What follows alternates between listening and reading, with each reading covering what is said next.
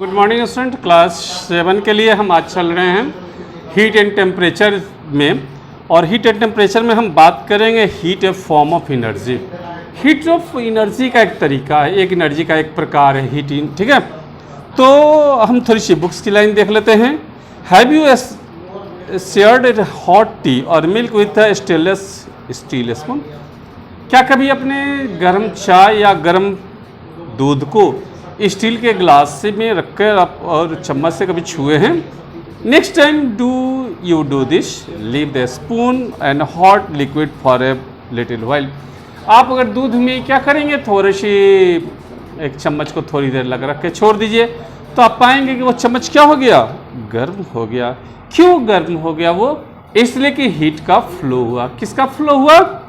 Heat का flow हुआ, ठीक है। तो इस तरह हम कह सकते हैं कि when there is a difference in temperature between two bodies, जब दो बॉडी के बीच में टेम्परेचर का डिफरेंस होता है, a certain type of energy flow between them, तो एक खास तरह की एनर्जी जो होती है उन दोनों के बीच फ्लो करती है, and this energy is called heat energy. और इस एनर्जी को हम कहते हैं हीट एनर्जी। तो heat is a use to do work in a number of situation, cooking food, running a steam engine, heating water for a bathing, ironing cloth and so on. मतलब बहुत तरह से हम हीट एनर्जी का क्या करते हैं, यूटिलाइज करते हैं। We have learn that energy is the capacity to do. हम पहले पढ़ा चुके हैं कि एनर्जी क्या है, काम करने की शक्ति है, कैपेसिटी है काम करने की। Hence heat can be considered to be the form of energy. इस तरह हम क्या करते हैं कि हीट को हम क्या कहते हैं, एनर्जी का एक रूप कहते हैं। Thus heat energy where temperature is measured in heat energy। और यहाँ पर हम हीट एनर्जी को क्या करते हैं, टेम्परेचर के रूप में मेजर करते हैं। Heat is defined as energy transfer. अब हीट को कैसे डिफाइन करते हैं, तो हीट को हम डिफाइन करते हैं the energy transfer from a body to higher temperature to a body at lower temperature. Higher temperature से लोअर टेम्परेचर की ओर, ठीक है, हायर टेम्परेचर से लोअर टेम्परेचर की ओर क्या होता है, बॉडी हीट फ्लो करता है। When both the body are in contact, जब दोनों बॉडी कांटेक्ट में होती है, heat transfer from a hot body to a cold body, ठीक है। तो हीट जो होता है हॉट बॉडी से कोल्ड बॉडी की ओर क्या होता है, ट्रांसफर होता है। अब एक बात है मेजरिंग हीट। हीट को हम कैसे मेजर करेंगे कि, तो just as we measure length in centimetre, जैसे कि हम लंबाई को सेंटीमीटर और मीटर में नापते हैं, heat energy is measured in calories और जूल। तो हीट में को हम कैलोरी या जूल में मापते हैं। In SI system heat energy is measured in joule. SI system तो थोड़ा सा बड़े होकर पढ़ेंगे। SI system international standard international D system. तो इसको शॉर्ट में एसआई सिस्टम करता है। और एसआई सिस्टम में हीट एनर्जी का यूनिट है जूल, जिसको हम सिंबली भी क्या लिखते हैं, जूल ही लिखते हैं। अब एक बात है कि हीट फ्लो, कैसे हीट फ्लो होता है, तो हीट फ्लो के तीन तरीके हैं, कंडक्शन, कन्वेक्शन और रेडिएशन, ठीक है। तो बात करें कंडक्शन में, कैसे कंडक्शन मतलब होता है एक दूसरे से कांटेक्ट में हो। तो जो भी एटम्स, जो भी हम लेते हैं मेटल, उसमें एटम्स जो होते हैं एक दूसरे के क्लोजली पैक्ड होते हैं। देखो खास तौर पर जो सॉलिड होते हैं, तो जैसे ये देखो, ये मेरा डस्ट चौक है, तो चौक के जितने भी पार्टिकल है सब एक जैसे हैं। अब हम यहाँ पर हीट करें तो ये धीरे धीरे क्या होगा, हीट हो जाएगा। हालांकि देखो ये नॉन कंडक्टर है, चौक है, लेकिन इसकी जगह अगर ऐसा ही मेटल का शीट ले लें, चम्मच ले लें, तो चम्मच के एक सिरे को अगर हीट करेंगे तो क्या होगा, दूसरा सिरा धीरे धीरे धीरे धीरे वो भी क्या होगा, हीट हो जाएगा। अरे समझ में? तो एक सिरा हीट करेगा तो दूसरा सिरा क्या होगा, अपने आप हीट हो जाएगा। तो इस तरह ये जो ट्रांसफर ऑफ हीट, इसको हम क्या कहते हैं, कंडक्शन कहते हैं।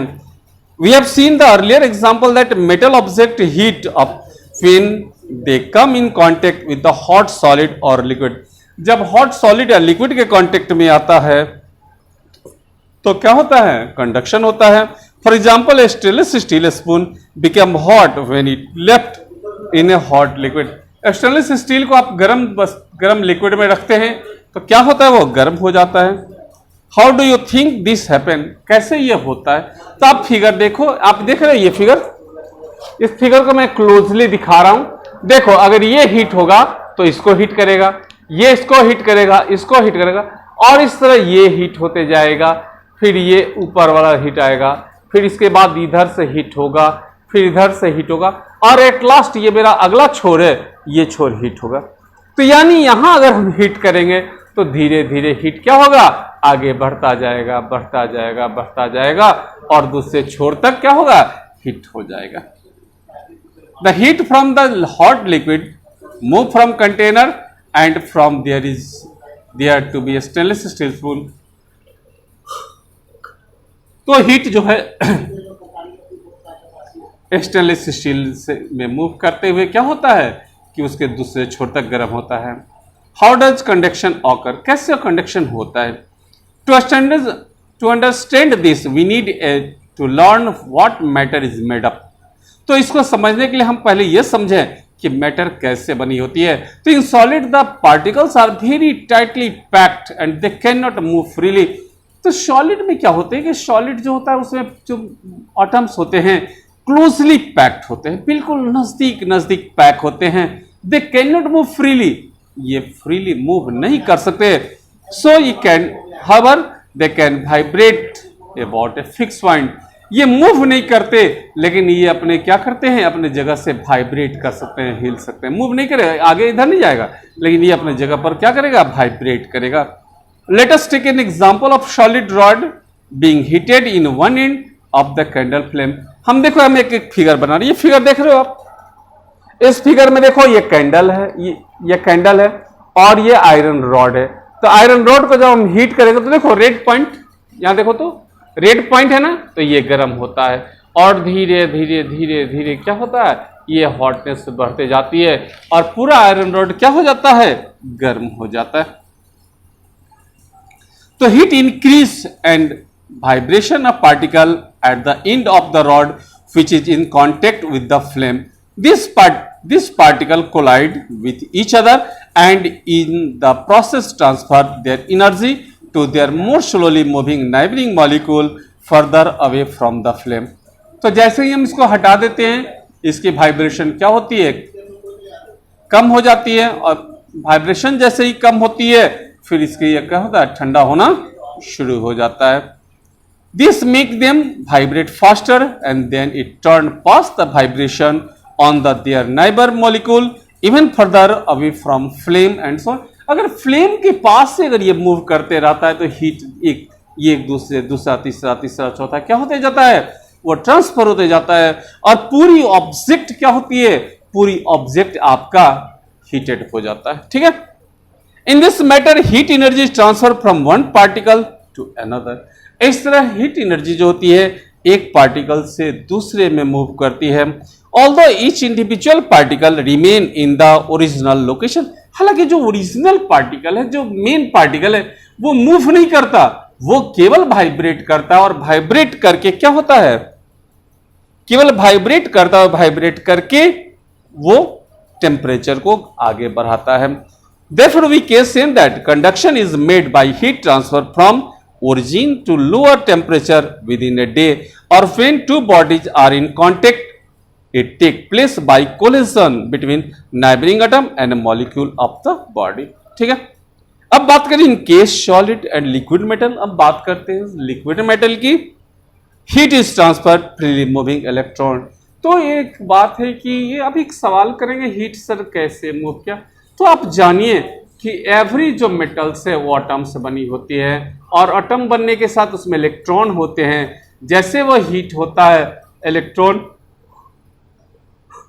इलेक्ट्रॉन मूव करते हैं और हीट को ट्रांसफर करते हैं।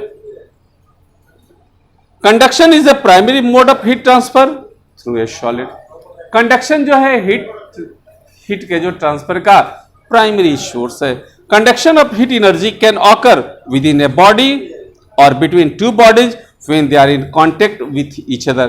कंडक्शन में जो होता है कि दो बॉडी, या तो एक बॉडी है या दो बॉडी भी अगर है, तो दोनों बॉडी जो है कांटेक्ट में होगा तभी होगा। एक ऐसा है नहीं, एक बॉडी यहां हो और एक बॉडी यहां हो और दोनों के बीच में केवल एयर हो तो हीट ट्रांसफर नहीं होगा, क्योंकि एयर जो है, air is the bad conductor of heat. ठीक है। However the rate of conduction of heat is different in different material. हाँ, यह सच है, क्योंकि जो ट्रांसफर की जो रेट है वो मटेरियल टू मटेरियल क्या होता है, अलग होता है। अब एक ऐसा है कि शीशे के गिलास में पानी गर्म करो, एक चांदी के गिलास में पानी गर्म करो, एक एल्युमिनियम के गिलास में पानी गर्म करो, नहीं, एल्युमिनियम में नहीं होगा अच्छा से। क्यों? क्योंकि बेस्ट कंडक्टर जो है वो सिल्वर है। सिल्वर में क्या होगा, अच्छी तरह पानी गर्म होगी, क्योंकि silver is the best conductor of heat and electricity. ठीक है। और भाई एक बात बताओ, अगर आज मैं बात करूं तो चांदी के बर्तन में खाना कौन बनाएगा, बड़ी महंगा है चांदी, है ना। तो हम कॉमनली स्टील के बर्तन का यूज करते हैं, या जनरली जो थोड़े पुअर हैं वो एल्युमिनियम के बर्तन का यूज करते हैं। ठीक है। Some material allow heat energy to flow through them easily while other do not. कुछ मटेरियल से हीट क्या होता है, इजिली मूव करता है, आसानी से मूव करता है, और कुछ मटेरियल से हीट आसानी से मूव नहीं करता। अब एक सवाल हम थोड़ी सी और बात कर लें, कंडक्टर और इंसुलेटर। कंडक्टर चालक, इंसुलेटर कुचालक। सॉरी, सुचालक चालक दोनों एक ही वर्ड है, कहीं कहीं सुचालक भी वर्ड मिलेगा, चालक भी, बोथ सेम वर्ड, और कुचालक नॉन कंडक्टर। अगर एक दूसरा कंडक्टर है तो उसका अपोजिट क्या होगा, नॉन कंडक्टर। नॉन कंडक्टर को हम क्या बोलते हैं, इंसुलेटर भी बोलते हैं। अब आप एक बात बताओ मुझको, आप देखे हो स्क्रू ड्राइवर, आप पिलास देखे हो, तो पिलास में क्या होता है, ये लगा रहता है क्या, रबर, ताकि आप अगर बिजली के चीजों को छुएंगे तो आपको करंट मिलेगा। हाँ, हीट की बात करें तो कुकर आप देखे हो, कुकर और सस्पेन, भाई सस्पेन तो सब कोई परिचित हो। तो सस्पेन गर्म होता है, चाय बनाते हैं आप, दूध बॉयल करते हैं, लेकिन उसके हैंडल को पकड़ के इजी उठा लेते हैं, आपका हाथ नहीं जलता है। इस क्यों नहीं जलता है, क्योंकि उसमें प्लास्टिक की हैंडल लगी है, और प्लास्टिक इज द इंसुलेटर, इससे होकर हीट फ्लो नहीं कर सकती है। ठीक है। तो इसके अलावा कुकर भी आप देखते हैं, तो कुकर में भी क्या है, कुकर में भी क्या हैंडल इवोनाइट की, प्लास्टिक ही की एक कास्ट है इवोनाइट, उसकी लगी होती है, जिसके कारण क्या होता है कि वो आपको वो हीट नहीं होता है, और कुकर आसानी से हो जाता है। अब एक, हाँ सॉरी, इवोनाइट नहीं, सॉरी प्लास्टिक ही होगी, आप प्लास्टिक वर्ड यूज करो, आप डीपली नहीं जाएं। All material is the solid state do not conduct heat in the same manner. जितने भी मटेरियल हैं जो सॉलिड कंडीशन में हैं वो क्या होते हैं, हीट को कंडक्ट इक्वल नहीं करते। Depending on the ability of conduct heat, substance can be classify as conductor insulator. तो हीट के ट्रांसफर के आधार पर हम क्या करते हैं कि मटेरियल को कंडक्टर और इंसुलेटर में डिवाइड करते हैं। Substance through which heat can pass easily are called good conductor of heat और सिंपली कंडक्टर। ऐसी मटेरियल जिससे होकर हीट इजिली पास कर जाए उसको हम क्या कहते हैं, गुड कंडक्टर, या सिंपली हम उसको कंडक्टर कहते हैं। Most metal are good conductor of heat, hence they are used for making utensil, heating rod and so on. Silver is the best conductor. अब बात करते हैं substance through which heat do not flow easily are called bad conductor. तो ऐसा substance जिससे होकर easily pass नहीं करती इसको हम इंसुलेटर कहते हैं। प्लास्टिक, वुड, ग्लास, एयर, है ना, paper, cloth, fur, rubber and bakelite. हाँ, मैंने कहा था बेकेलाइट, इबोनाइट नहीं, सॉरी, बेकेलाइट की जो होती है वो प्लास्टिक की होती है। आर इंसुलेटर, बेकेलाइट मैंने इससे मैं बता दूं आपको कि अगर मैं इबोनाइट बोल रहा, सॉरी वो मिस हो गया था।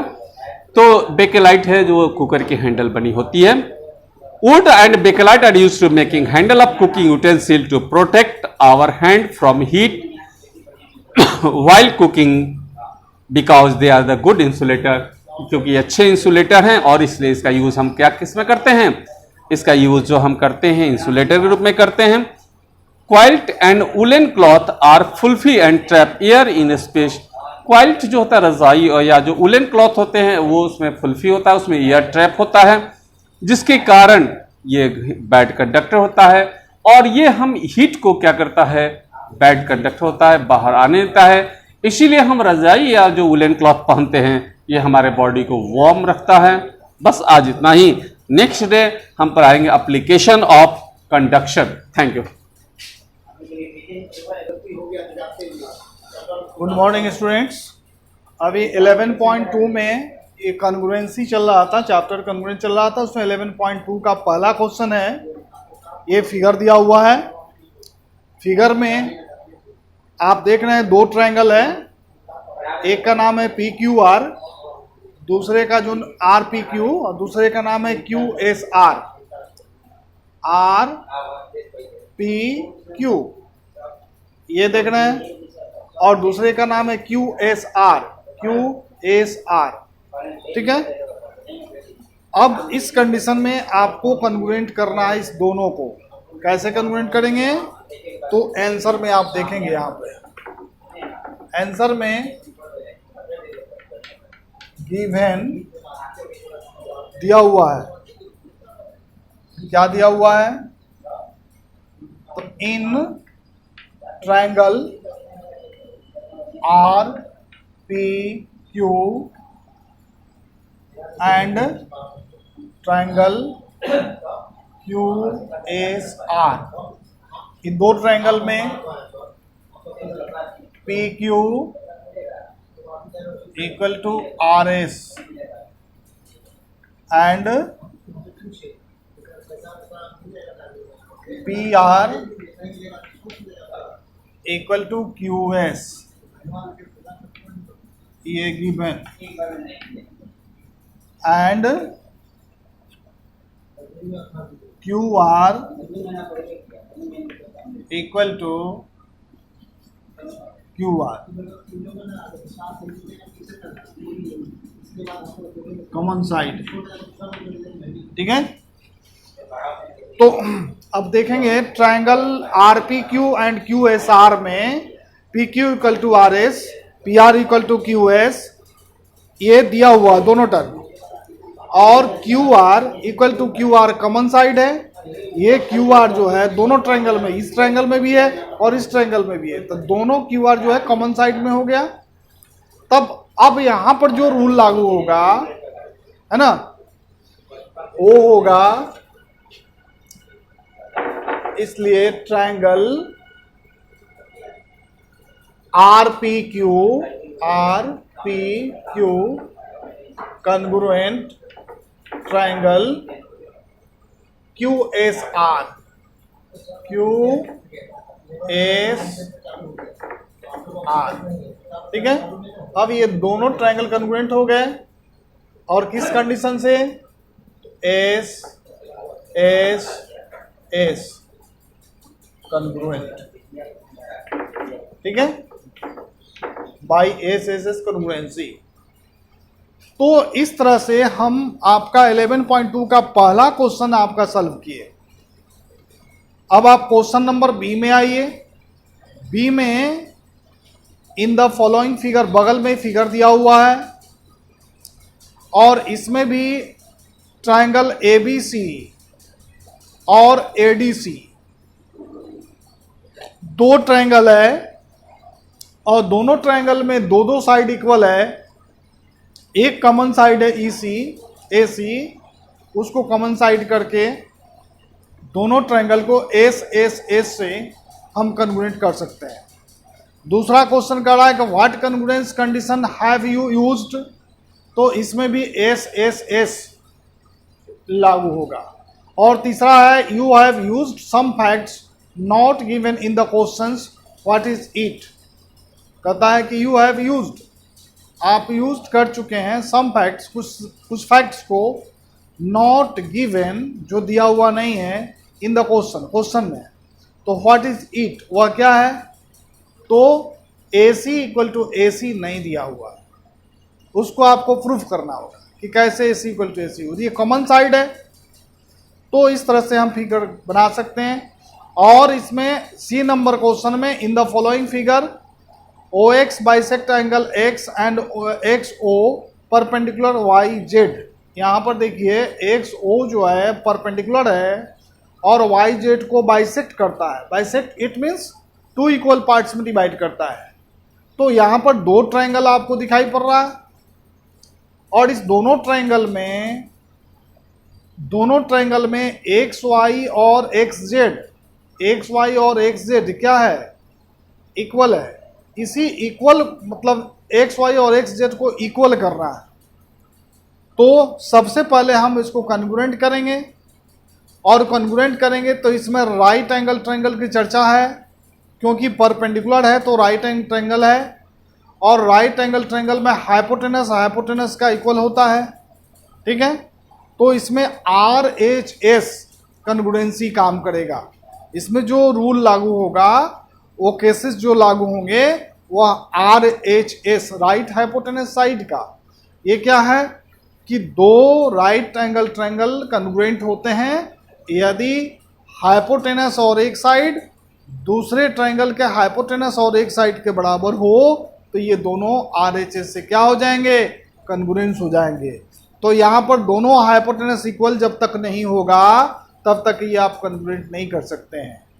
तो इस तरह से ये फिगर, इसमें बहुत सारा क्वेश्चन है, डी भी है, ई भी है, एफ भी है, 3 क्वेश्चन और आपको बनाना है।